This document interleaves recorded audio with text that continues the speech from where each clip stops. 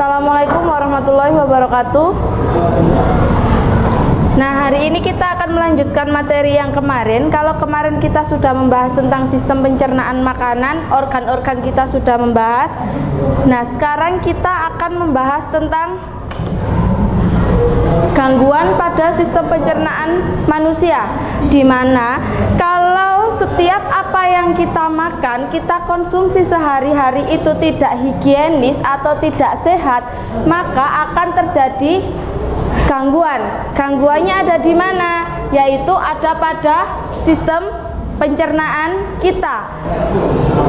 Yang pertama ada karies. Karies ini terjadi karena adanya penumpukan sisa makanan pada gigi yang difermentasikan oleh bakteri sehingga menyebabkan lubang pada gigi.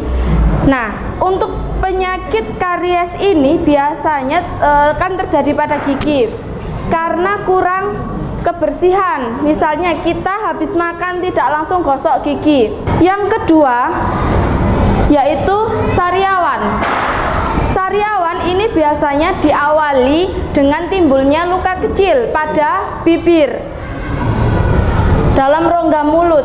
Nah, pencegahannya kita dapat melakukan dengan mengkonsumsi vitamin C. Nah, yang ketiga yaitu apendistis. Apendistis ini biasa kita sebut dengan apa, penyakit apa? Ya,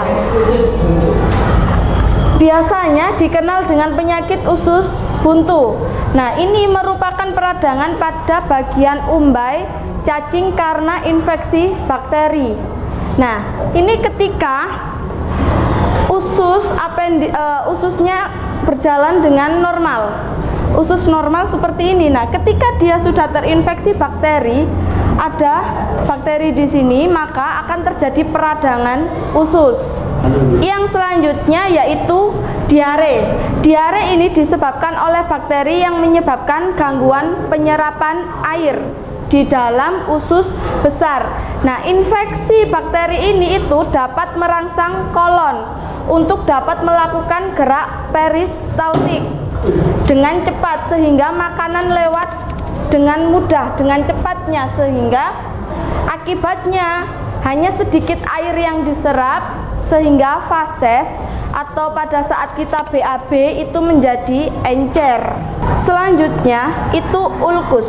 Ulkus atau bisa disebut luka pada lambung.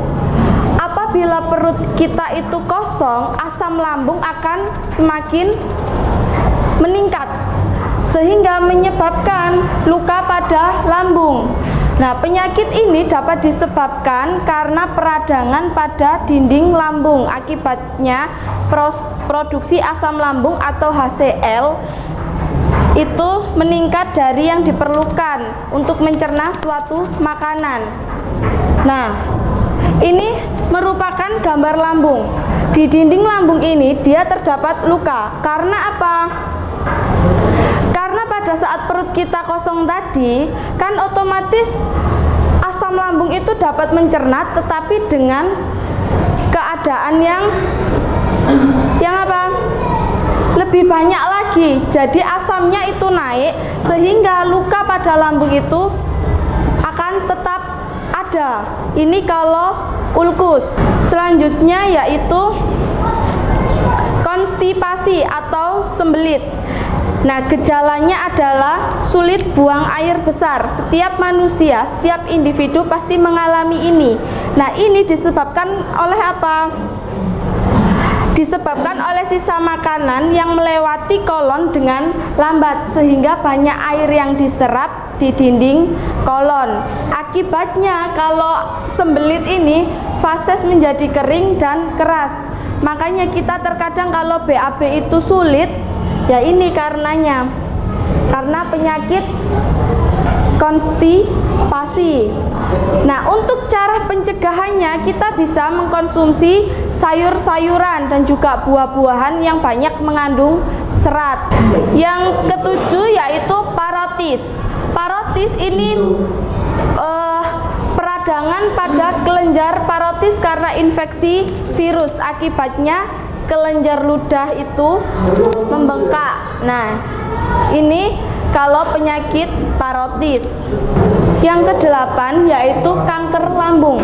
Kanker lambung ini biasanya disebabkan karena seseorang itu mengkonsumsi alkohol secara berlebihan, merokok, dan juga sering mengkonsumsi makanan awetan atau makanan yang cepat saji. Itu kan diawetkan dulu, setelah itu baru kita konsumsi. Nah, apabila manusia mengkonsumsi ini terus-menerus, maka bisa menjadi penyakit kanker lambung. Nah, yang ke-9 yaitu penyakit kuning. Penyakit kuning ini disebabkan oleh terbentuknya batu empedu yang menyumbat aliran cairan empedu, menyebabkan cairan empedu itu tidak dapat mengalir ke usus halus.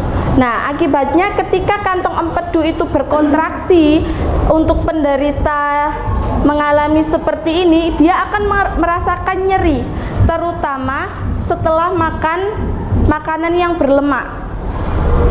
Nah, zat warna empedu ini yang terakumulasi di kulit sehingga tampak kekuningan. Kalau seseorang menderita penyakit kuning ini bisa dilihat dari matanya.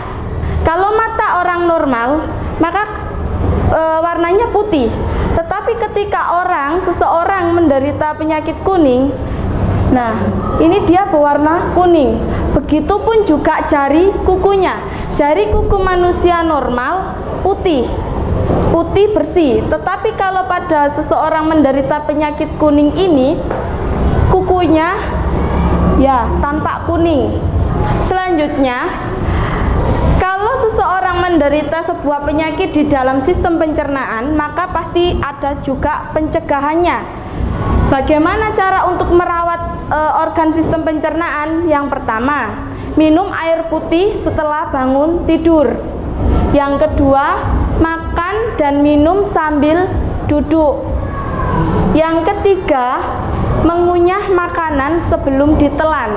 Jadi kan ada kalau kita makan buru-buru langsung habis dari mulut langsung ditelan, itu tidak boleh. Harusnya kalau kita makan itu kita kunyah dulu. Kita mengunyah di mulut pakai apa? Pakai gigi dan juga dengan bantuan lidah dan juga enzim saliva atau air ludah. Nah, tidak mengkonsumsi makanan yang pedas, asin, manis, panas, dan juga keras. Kenapa? Karena kalau kita makan makanan yang panas juga keras, gigi kita yang kalah. Sedangkan kalau asin, pedas, sama manis, lambung kita. Yang terakhir yaitu menggosok gigi secara rutin. Sekian pembelajaran kita pada siang hari ini. Saya akhiri. Assalamualaikum warahmatullahi wabarakatuh.